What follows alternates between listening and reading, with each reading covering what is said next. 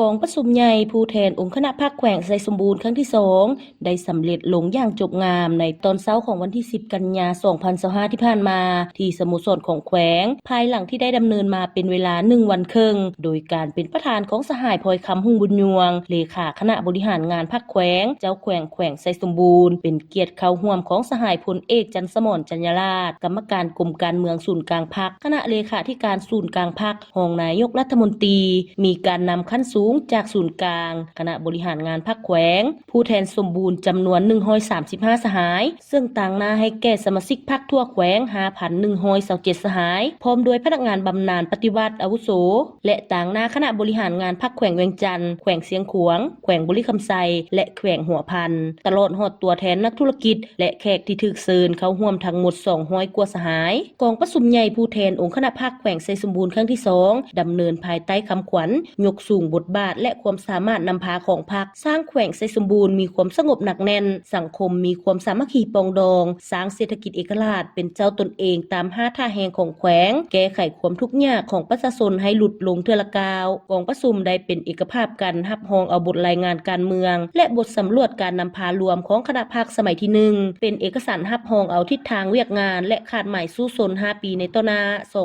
2026-2030ซึ่งได้สร้างพื้นฐานสำคัญให้แก่การสืบต่อปรับปรุงยกระดับประสิทธิภาพในการจัดตั้งปฏิบัติเวียกงานของคณะพรรคแขวงให้สามารถเฮ็ดสำเร็จหน้าที่การเมืองของตนในซุมปีต่อหน้าพร้อมนี้ผู้แทนสมบูรณ์ได้พร้อมกันใช้สิทธิประชาธิปไตยปนบัตรคัดเลือกเอาคณะบริหารงานพรรคแขวงสุดใหม่ซึ่งมีผู้ออกรับสมัครเลือกตั้งจำนวน35สหายเลือกเอา31สหายหญิง3สหายกองประชุมครั้งปฐมฤกษ์ได้เป็นเอกสารเลือกเอาคณะประจำพรรคแขวง9สหายหญิง2สหายเลือกเอาสหายพลอยคำหุ่งบุญยวงเป็นเลขาคณะบริหารงานพรรคแขวงสหายพลจัตวาบัวพันธ์อินทปัญญาและสหายทองวันธรรมวงศ์เป็นรองเลขาคณะบริหารงานพรรคแขวงสหายอุดรสิงห์ดาราเป็นประธานกวดกาพรรคแขวงสหายคำเพชรดวงมาลาสหายบุญถนอมสิทธินราชและสหายตุ้ยอ้นดวงพระจันทร์เป็นรองประธานกวดกาพรรคแขวงไซสมบูรณ์พร้อมเดียวกันนี้ยังได้ป้อนบัตรเลือกเอาผู้แทนสมบูรณ์16สหายและผู้แทนสำรอง3สหายเพื่อเข้าร่วมกองประชุมใหญ่ผู้แทนทั่วประเทศครั้งที่